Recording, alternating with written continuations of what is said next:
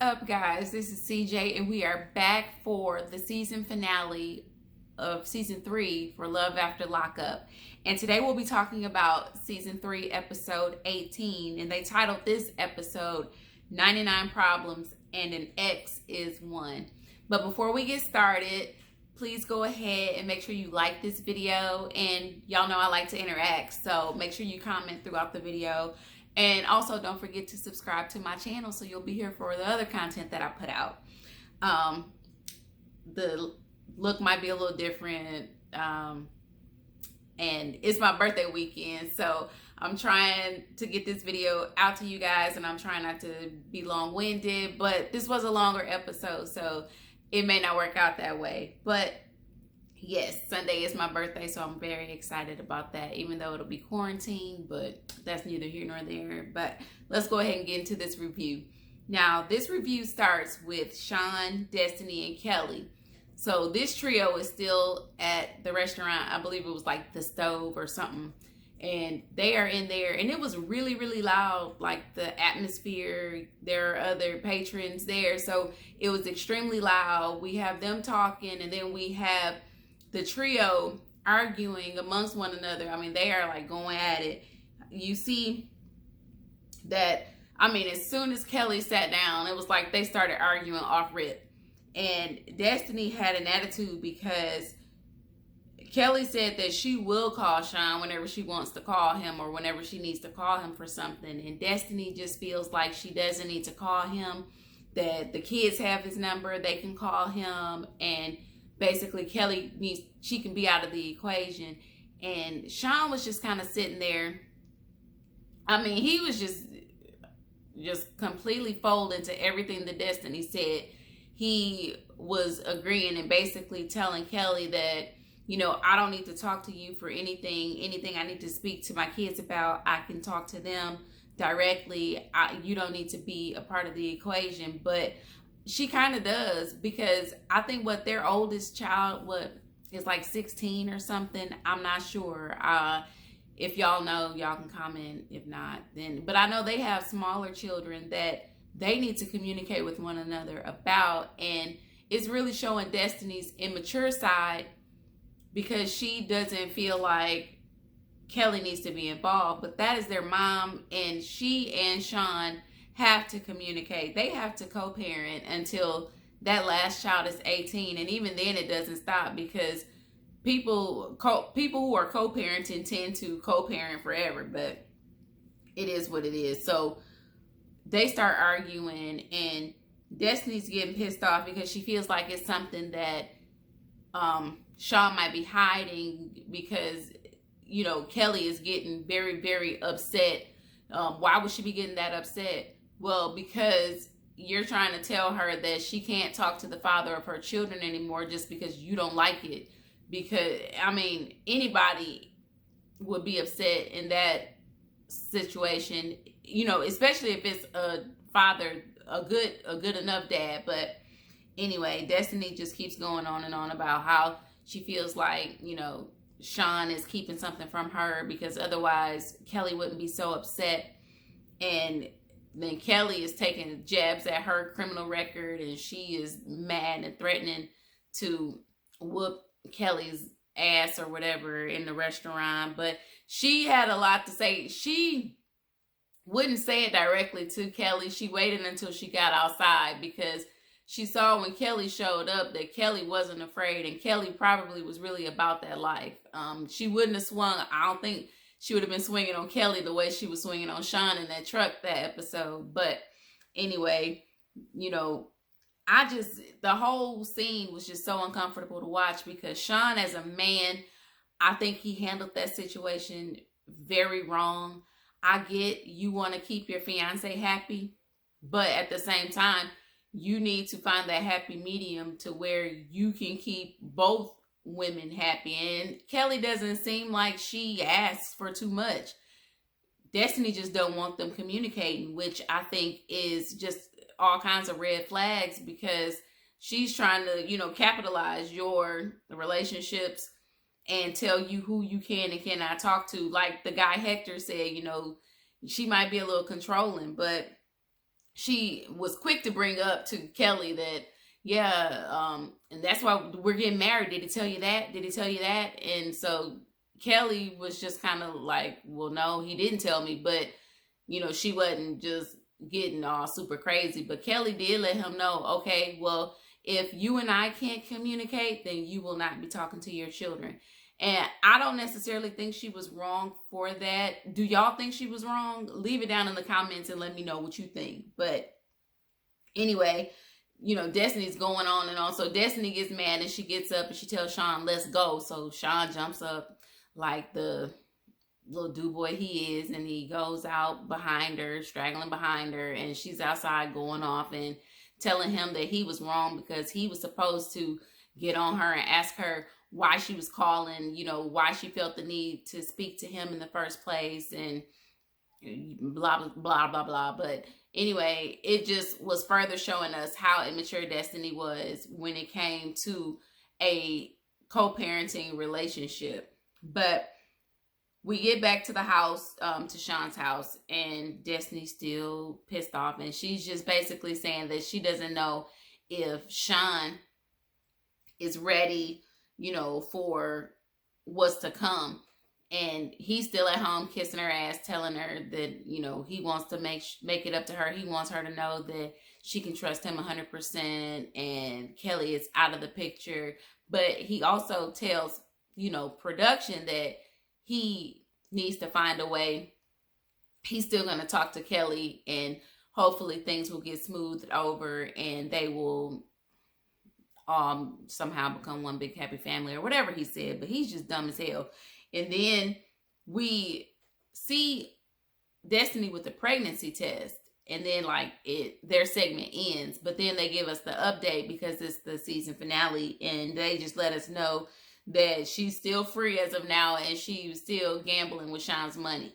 So that was the end of Sean and Destiny for now, because for what I understand, they will be on Life After Lockup. So we'll get a little more of them, and probably next week along with the OG cast. So I'm excited. Now, we then go to Chevelle and Quaylen. Now, Quaylen, you know, was waking up from a night out, and his mom woke him up or whatever. But when he gets up, he does decide he needs to call Chevelle and they need to talk, because I guess they had been kind of at odds, as we saw last week when his sisters posted that picture of him on social media with the girl, and it just kind of sent Chevelle into a spiral. But anyway, he calls her and she got this hood on her head. She was just looking so crazy. You know, he had just woke up, so he had the morning face.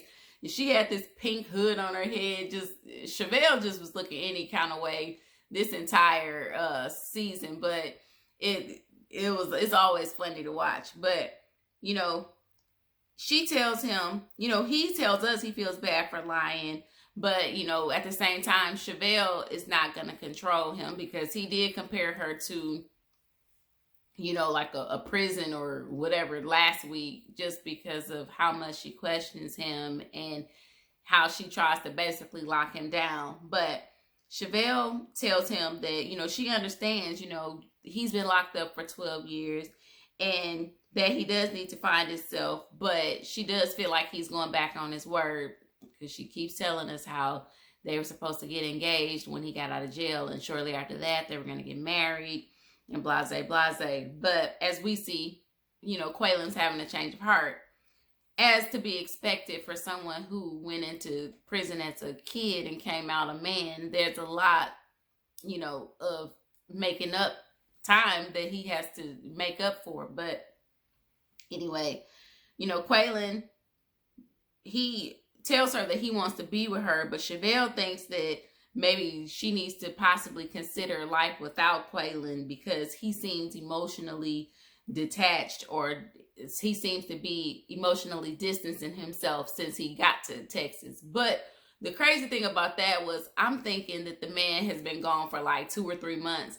I think he was gone for like 2 weeks. I know somebody keeps, you know, track of the timeline better than I do, and y'all will let me know how long he was gone in the comments. But anyway, you know, Chevelle, is sitting at home talking to her mom, and they got Maya, the daughter, in the kitchen, and she is just throwing these cookies on this baking sheet any kind of way. And it was irritating my soul, because that's one thing I don't like. When you are baking cookies, you need to have that stuff up there right, and they need to be, the perfect distance between one another, so that they're not baking on top of one another and growing into the other one. But anyway, she was basically just throwing the Toll House cookies up there any kind of way. Now, Quaylon says that, I'm sorry, the mom is basically telling Chevelle that she, is concerned because, first of all, they don't really know Quaylon. And when, they got out, Chevelle was just kind of full speed ahead. But, she does have her concerns, and she just says that she doesn't trust him, and she needs, Chevelle to find out what the deal is. She believes that, the sisters had everything to do with him, trying to hook him up with other women, which mom is right, because that's what they wanted to do. Because I think that they did that in hopes to keep him there. And, she also believes that, he may not come back. And I think Chevelle thinks the same thing. But we later see, they're sitting in the living room, and Quaylon does come back. He says, he misses them, and she didn't know he was coming back. He knocks on the window. She was excited to see him. They hug or whatever. The mama takes the baby out so that Chevelle and Quaylon can talk. And Quaylon just basically told her that, look, I still want to be with you. I like you. I love you, or whatever. But we are not ready to be married yet. And if you can just rock with me and be my woman, let me, grow a little more. And when I'm ready, when we're both on the same page, then we'll take that next step. Now, she says she agrees with him, but then turns around and tells production that she was disappointed because she was expecting to get her ring and she didn't get her ring. But, she's going to stay in it because she still wants it. And we get an update from them. He is still in Kansas City with her. So I guess, they're still rocking. And we will also see them on Life After Lockup. Now, we go to Scott and Lindsay. They pick up where they left off. Lindsay's still in the attic, kissing on Tara Bell. I didn't know she and Tara Bell are actually girlfriends and have been together for about 6 years. Now, Tara Bell is cool with her building this life with Scott, but I think she kind of wants it to be a little bit of a throuple kind of deal. Or not necessarily a throuple, because she probably don't want anything to do with Scott, but she wants to be able to have Lindsay. And I guess she's okay with Lindsay having Scott as well. I guess that's how they get down here in Mississippi. I don't know. But anyway, they're kissing and everything. And she wants Lindsay to tell Scott about her. But Lindsay doesn't think he can handle it. At first, she thought she had the courage to tell him. But then she thought against it because she started replaying all the crazy stuff that has gone on since she's been home. And she just thought against it. Now, we then see that she has completed her quarantine and Miley gets to come and stay with her. I was kind of confused because you had to stay away. You were supposed to be quarantined for 14 days, but you let Tara Bell come over. And did you really know whether or not Tara Bell was safe? Was she, positive for, the Rona or whatever? But, I mean, they probably left that part out. Otherwise, I'm sure Grandma wouldn't have let her come. But I can tell y'all now, they are wild in here in Mississippi. People are just so against wearing masks. So she could be an anti-masker and not care. But I don't know. Anyway, it's just crazy. Y'all pray for Mississippi because, this is a hot spot. But anyway, Scott says that the relationship with Miley it does feel like it's giving him purpose, especially since he lost his son. So he really does appreciate the relationship that he is fostering with Miley, because it just kind of gives him purpose. And also, they sit down or whatever. Sky has reservations because he does feel like there is a possibility that Lindsay can get, reconnected with the friends who had her in the lifestyle that she was in. They got her locked up. So he does kind of have reservations about that, and he does worry.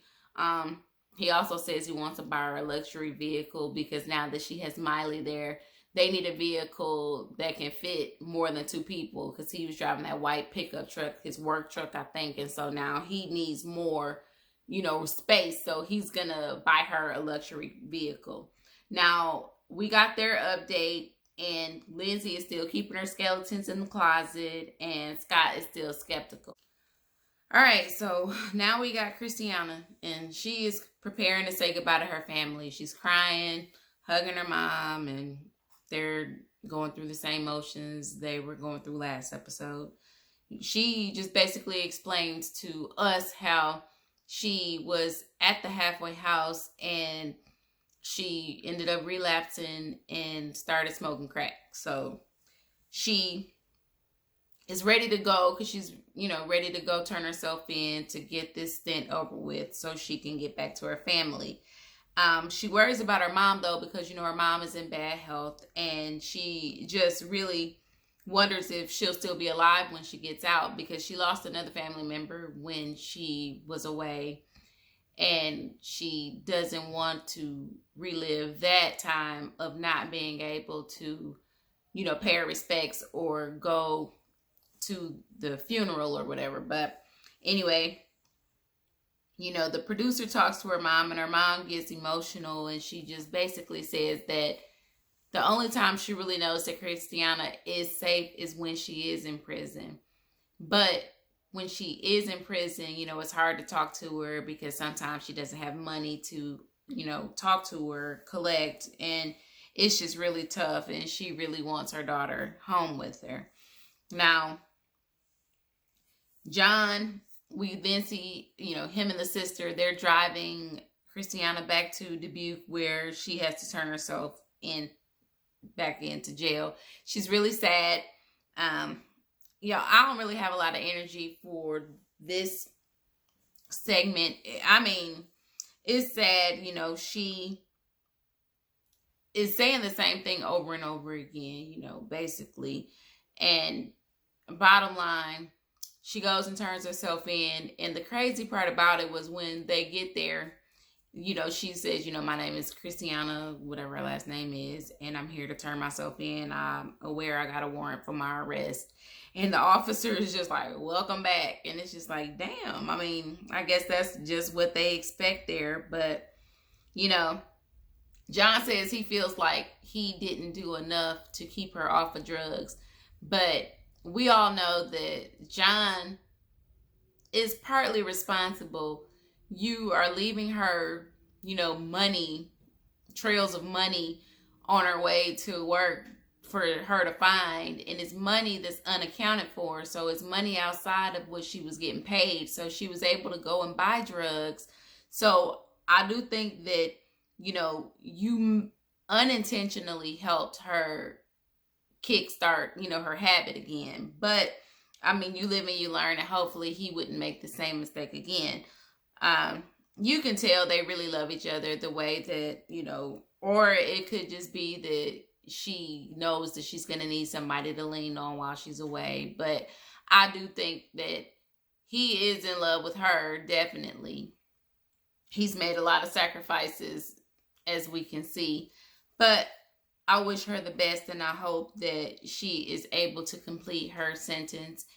If she has to go back to a halfway house, which I really hope that him being her husband, he could find her some legal help. I don't know the system really, but he could find her, some legal help where she could perhaps get house arrest instead of having to go back to that place that she continuously, goes to, and it causes her to relapse time after time and get locked back up. But anyway, we got an update on them, and she is serving 11 months in prison, and he's planning another ceremony for when she gets out. I don't know if this one, they had a native ceremony last time, so maybe this time they'll have a legal ceremony where it's recognized, but I don't buy the state. I'm not sure. But anyway, we then go to Jessica and Maurice. Now, it's wedding day, and Mom and Jessica and her friend, they all arrive at the venue and they're getting ready. Jessica tells her friend that her sister may actually show up. The mom told the sister that Jessica is pregnant, and she was hoping that in doing that, that would make her want to show up to the ceremony. Now, it's on the other side of town, we got Maurice. Maurice and his family are at he and Jessica's house. And I mean, his whole family, I mean, they got the mama, the auntie, the cousins, the baby cousins. I mean, it's a house full of people. And if all of these people were staying in one house, I know that house had to be lit. I mean, it was just a lot of people. But anyway, Jessica's dad comes over, and it's funny because he was just so awkward. You could tell he probably isn't used to being around a bunch of black people. And I mean, like, these are my like kind of people. And so it was really funny seeing him in that element. And he was very awkward. I mean, he was just kind of standing there, like swinging his arms, like, Maurice, yeah, you want to go talk out back? And so he takes him out back, and he just basically asks him, is he ready, for, this moment, life is going to be changed. I'm giving her to you now. I'm basically cutting the purse strings, or just kind of letting them know she is now your responsibility. You are responsible for her. And Maurice says that he is ready. And on the way to the wedding, the minivan that Maurice and his cousins were in somehow manages to run out of gas. Now, I don't know if they told Cuz that, you're supposed to act normal, but he was just smiling the whole time, and it just looked so crazy because it's like, yeah, we ran out of gas, I mean, he was just smiling the entire time. And Maurice is tripping. He had to call Jessica, and of course Jessica is pissed because you were going to be late to our wedding, and you're telling me it's because you ran out of gas. I mean, I know that minivan had to be ringing and dinging, letting you know, okay, you got 5 more miles, you got 10 more miles. Because most cars do that now. And that looked like a pretty modern enough car to where it was going to tell you that, hey, you're running out of gas. But anyway, I guess they had to do that for theatrics or dramatics or whatever. So, Cuz hops and skips across the street, gets some gas, boom, we're back in business. So they hurry to the venue. But what we see beforehand is Jessica's sister does show up.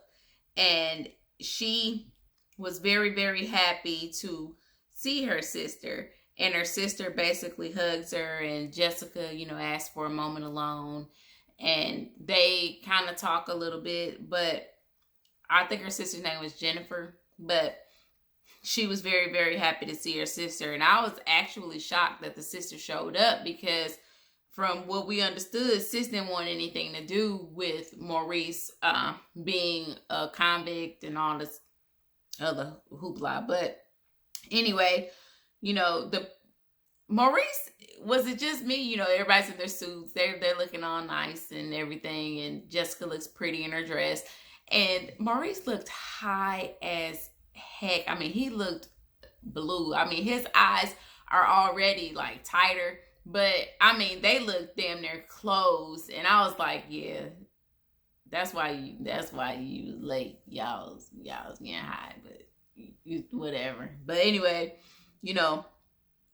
Jessica's kind of reflecting with, within herself as she and her dad are walking down the aisle, and she's talking about, all the things that they got going on with the baby and everything. And she's just really happy, her sister is there, and she's just kind of living in this moment, and she's gonna enjoy it or whatever. But anyway, the person, I couldn't get past the person officiating the wedding because he sounded more like he was announcing like a boxing tournament. He was just way too like enthused. Like he didn't really, it didn't say love to me. It said more of, you know, let's get ready to rumble. I mean, because he was just so high energy. He was just a little bit too high energy for me, but that's just me being picky. But anyway, you know, they kiss, they say I do again or whatnot. And then we see the update and they actually welcomed their baby boy into the world, cute little boy. And Maurice actually paid the dad back. And that was good to know because I was wondering, and I kind of assumed that he would have, because Maurice really does seem like he wants to make, you know, this work, and he wants to actually make the dad, the father-in-law proud, or proud to have him as a son-in-law. And then we see Dylan. And it made me smile to see Dylan because Dylan, first of all, he didn't look frightened. He looked happy. And he was, you know, it looks like he is doing extremely well after, you know, his life being locked up. You know, he is doing very, very well. He's making money, and he's actually making more money. He's working like for some marketing company. I think that's what he said. He's making more money with this job than he was when he was selling drugs. So he's making legit money, got his own place, and he was cooking, had the steaks going, the wine, and, you know, he was getting ready. And it appeared that he was getting ready for a date.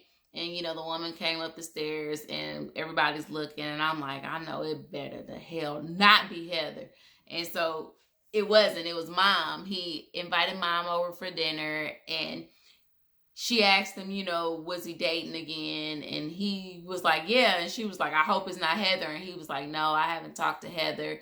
And he does say, you know, that it was kind of a grieving process for him when he and Heather broke up, just because Heather had been there for him while he was locked up. And he just, the life that he imagined with her outside of prison was not the life that they were going to have, unfortunately, because Heather was batshit crazy.